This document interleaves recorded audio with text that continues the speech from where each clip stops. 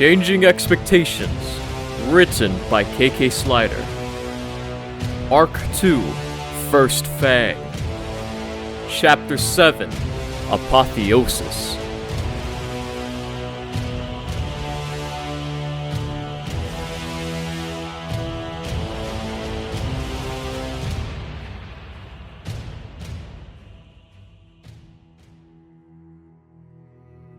As Chrysalis left the room, I felt a huge yawn rack my body. Rather than look the gifted pony in the mouth and question why she was suddenly letting me have a day off, I decided to take a nap. This rigorous schoolwork was very tiring after all. I curled up on one of the chairs by the fireplace and went to sleep. Or at least I tried to. No matter how I repositioned myself, I just could not get comfortable. I shifted, tossed, and turned, but nothing worked. I decided a different spot would probably do the trick. I crawled over to the couch and tried laying on that. Still, I could not get comfortable. Keeping my eyes open was an effort at this point. I was exhausted, but no rest ever came. Those changing larvae I saw when I first hatched seemed to love to fall asleep on Chrysalis's legs. Maybe there is merit to that. Do changing larvae naturally fall asleep on vertical surfaces? I got off the couch and started to scale the fireplace itself, eventually reaching a point halfway up, and tried to get some shut-eye. Yet again, sleep did not come. However, I did feel somewhat a bit more comfortable. Closer? Higher, maybe?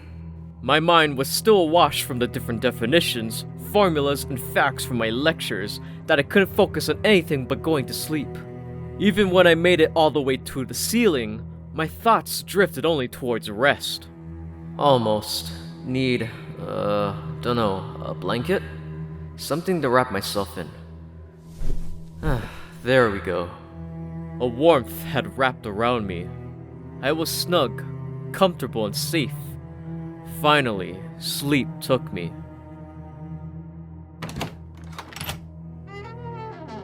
After 30 minutes, Chrysalis opened the door. Prince Phasmatodeo was missing. Instead, an iridescent chrysalis hung above the fireplace. The queen smiled at her namesake. A fanged grin pulled up the corners on both sides of her muzzle. Sleep well, my little prince. You will need your energy when you wake. She shut the door and trotted off to the throne room to begin working through the backlog of tasks that had piled up in her absence. There, she took up her throne, and the one changeling not in royal armor out of the 13 present moved to bow in front of her. Chamberlain Eucharis had been sent for when Queen Chrysalis was still waiting outside of her study. My queen, your itinerary is ready. A debriefing with Intelligencer Ocelli is the first time. Intelligencer Ocelli was the head of the infiltrator operations. If she wanted a debriefing, then she believed she had found something worth notifying Chrysalis. Ocelli's judgment had been correct when bringing in past information, so this was most likely important. If only more drones had her wit. Good. I will see her at once. Fetch the Intelligencer. The Chamberlain left and later returned at rapid pace. He brought with him a guest. My queen. Intelligencer Ocelli bowed. I thank you for the honor of meeting with me. Queen Chrysalis didn't react. I have brought news from the newest infiltrations of the Pony City of Baltimore. Collections of news printings has proven most wise, my queen. The monarch continued to stare. Our findings have greatly improved our information network. We have discovered the existence of a second eloquent princess. A princess of love. That got a reaction. A second alicorn? A princess of love? You will tell me everything. There hasn't been an alicorn of love since. Chrysalis trailed off in thought.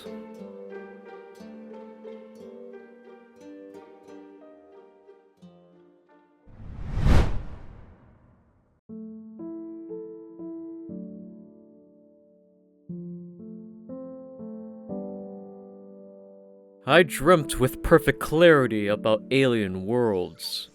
I dreamt I was walking through a jungle valley. Mountains ringed a dense green canopy. In front of me lay the roots of a tree bigger than the Ring Mountains, a tree that could only be called a world tree. Its massive branches supported entire ecosystems. Its trunk casted a shadow that blocked out the sun. Its roots tunneled and burrowed through the jungle for thousands of miles. There was an orchestra of bird calls filling the air, and a small sapling grew at the mountain tree's base. Despite the world tree's shadow, the forest around it did not shrink in size where the shadow lay. The jungle was feeding off of the root system of the world tree itself.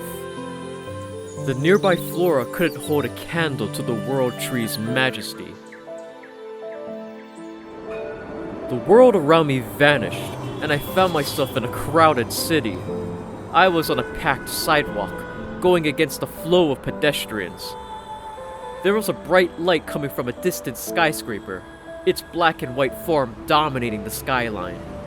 The street was flooded with noise, but I couldn't make any specifics out. It seemed there was a number of conversations going on, but all the words sounded like gibberish.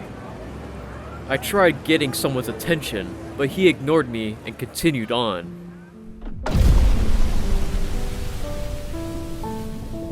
Then I was floating in an open, calm sea.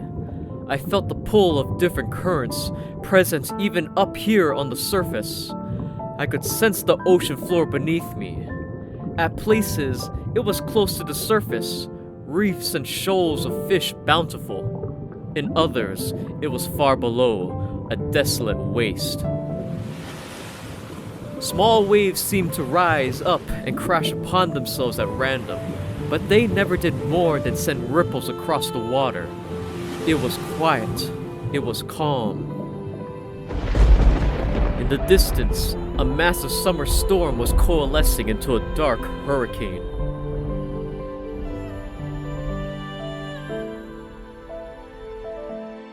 Finally, I found myself in a black void, looking up at a starry night sky. Only instead of pinpricks of white light scattered across a black canvas, I saw entire galaxies fill up the sky, almost seeming to fight each other for space. Whites, yellows, reds, and blues painted themselves across the horizons. Blues shifted from light cyans to deep violets. Yellows flowed from light ambers to hot oranges. If I focused hard enough, I swear I saw the galaxies pulse, ebb, and flow. They seemed to move as if in a breeze. At the very top of the heavens, a supermassive spiral galaxy commanded my attention. It was at an angle, so it should have blocked out anything behind it, yet I could see other galaxies bleeding through the spiral galaxy's light. One single large arm stretched itself downwards from the heavens, touching the distant horizon. The massive glowing tendril stretched down a distance beneath me into the black void. With nothing better to do, I moved towards it. I didn't have a form, I noticed. I was just a blob of dull orange light. I took the time to think about my new life. Chrysalis was running me ragged with endless lessons. Showing my intelligence so early on might have been a mistake, but it's not like I did it on purpose anyways. Besides, who would want to live out their baby years normally, anyways? I sure as hell didn't want to crawl around, cry, and shit myself until I could pretend to learn how to speak.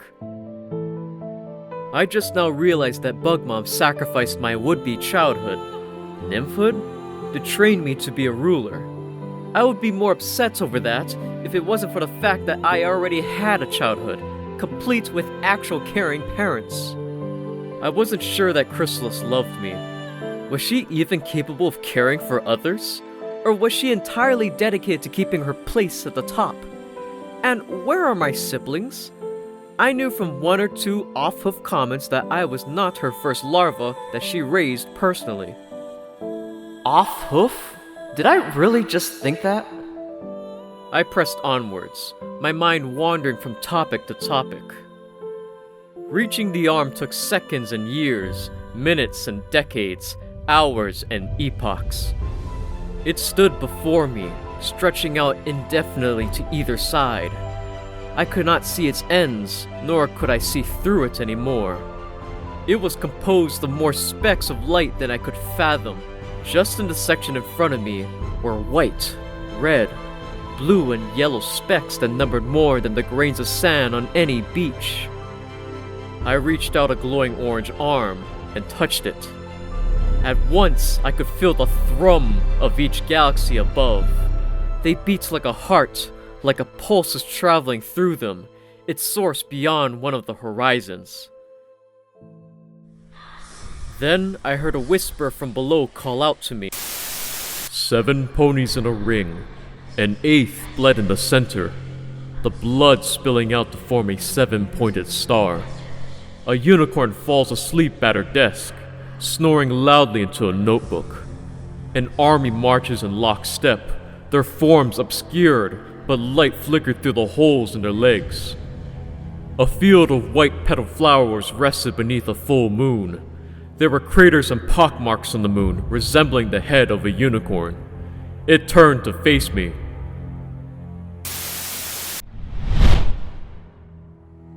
I jerked awake. At least, I would have if I were not tightly bound up in something hard. As such, I twitched awake. I couldn't see anything. Oh, not this shit again. I pressed outwards with all my might, and my bindings broke easily.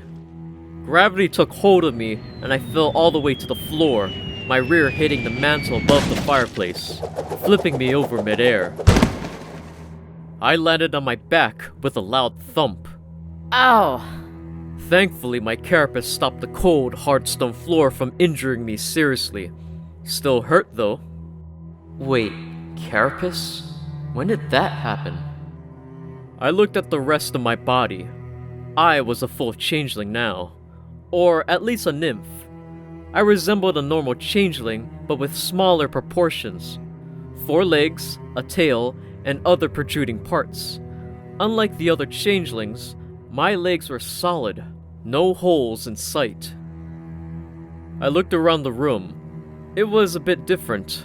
The bookshelf across the room seemed more full. Bug Mom's desk was mostly cleared of the papers that were on it last night, and the couch had actual pillows now. Aw man, I would have given her my shopping list if I knew she was headed to Bedbugs and Beyond. Speaking of the chitinous devil, the door opened and Queen Chrysalis stepped through. When she saw me, she paused and smiled.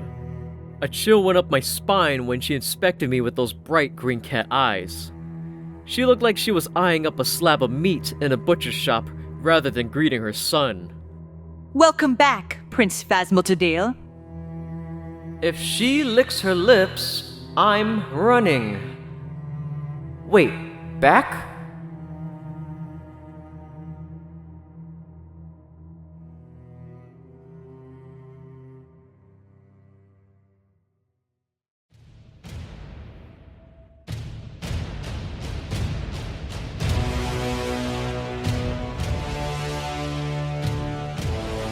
Changing Expectations, written by KK Slider. Chapter 8, Hika.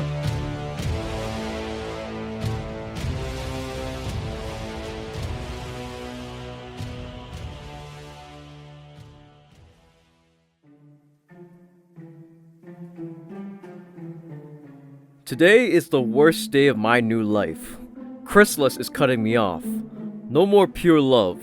No more sweet, sweet drugs. Instead, I'm being fed a gel that has a bit of love mixed in. I checked, and no, it was not the changeling vomit concrete. I spent a month in a chrysalis and came out a nymph. Waking up with actual legs is nice and all, but it came at a cost I wasn't willing to pay. I would have stayed a Calipator if it meant avoiding this. Apparently, the pure love was a special diet to speed along my growth as a larva. Since I'm no longer bird food, I am being moved onto a diet that's normal for the changelings of the hive. Well, every changeling except Chrysalis. She still gets pure love for herself. Chrysalis also says that since I was on a diet of pure love, My nymph stage will also go by quicker than normal.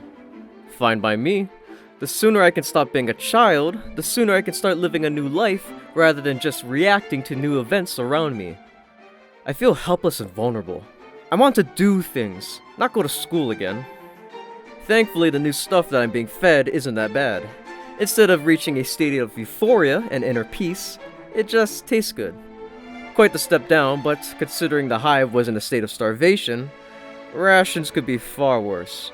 I can't even imagine what peasants in medieval human history ate during famines. So my dealer is holding out on me, but it's not the end of the world. Queen Chrysalis is still tutoring me herself for the most part, keeping me away from other nymphs. However, today's lessons, the first I had while a nymph, brought with them an interesting surprise. Prince Phasma, urgent matters require my attention, but I have acquired a tutor for you. Do not worry, your studies will not be put on hold. Queen Chrysalis said, and I noted her careful phrasing. I thought you said you were going to teach me everything. Yes, I will. This tutor is to help you practice. You do not need my presence here for that. I blinked. Practice? As in, practice magic? That certainly puts a spin on things. I was still bummed out that I am no longer being fed love, but it seems Chrysalis is ending off on good news to try to endear herself to me further. I liked her better when she was giving me free drugs. Yes, my little prince. It is too early for you to learn flying. Your wings must harden. But it is time to put your lessons to use. I am certain you will excel at casting, just as you excelled at Frommic theory. Sergeant Kadid, you may enter now. I glanced at my back as the door opened. My transparent wings lay under a elytra that blended in with the rest of my back. I had shades of orange filling out my back, in contrast to Bugmom's green, and the rest of the changeling hive's blue. I suppose I looked good, and orange is my favorite color, but I can't help but picture myself as a horse stuffed into a traffic cone. A changeling enters her study as commanded and bowed before the queen. As all changelings look similar, I had trouble telling him apart from the rest physically.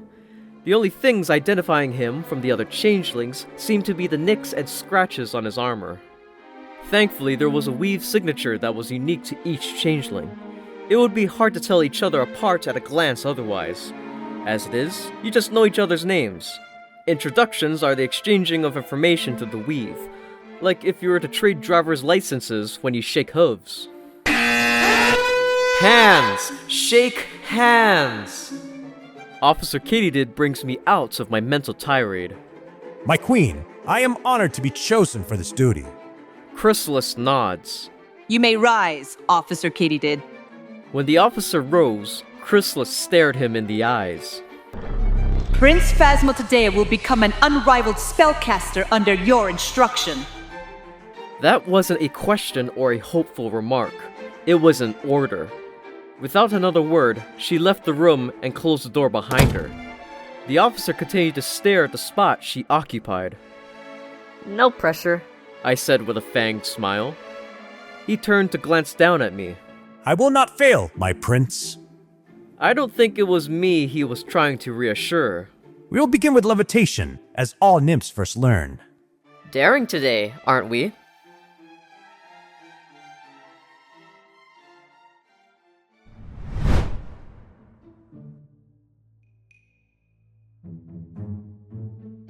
While I did memorize the Thaumic formula for casting spells, casting them is a horse of a different color. I would make a pony joke there, but today's lessons have left me dead on my hooves with no energy left for puns. As it turns out, learning spells and casting spells are two completely different things. One requires thinking and memorizing, and the other requires thinking of your memorized material while commanding reality to bend to your whims. I am simplifying things a bit there. Point is, casting magic is taking all of the effort and skill that went into learning Thaumic theory and spellcrafting in addition to using a muscle that quite literally does not exist in the physical realm. Changelings, as well as any magic-capable species, use our horns to channel magic from our souls. The horn is the conduit, while it's our mana reserves doing the real work. And since pain is the body's signal that something is going wrong, our bodies tell us that we fucked up casting by making our horns hurt like hell, since they are the only physical parts of our body used in casting. Not that I miscasted or anything. No, instead I felt magic fatigue, which is like the pain of miscasting, only it stings instead of burns. The first spell all changelings and magic users in general learn is levitation. Simply put, you channel magic with the intent of moving things around. For most nymphs, foals, fauns, what have you, that's quite the mental conundrum. For someone who had hands, imagining picking things up from far away was a really great point to start off of. However, humans do not have magic, meaning my magic reserves, while abysmal for a changeling adult drone, and ridiculously high for a newly born changeling nymph, were spent up within an hour. All I had to show for my efforts were some paperweights that were moved from one side of the floor to the other. Exercising magic was like exercising any other muscle group. It hurt, it took effort, and I was a complaining mess by the end.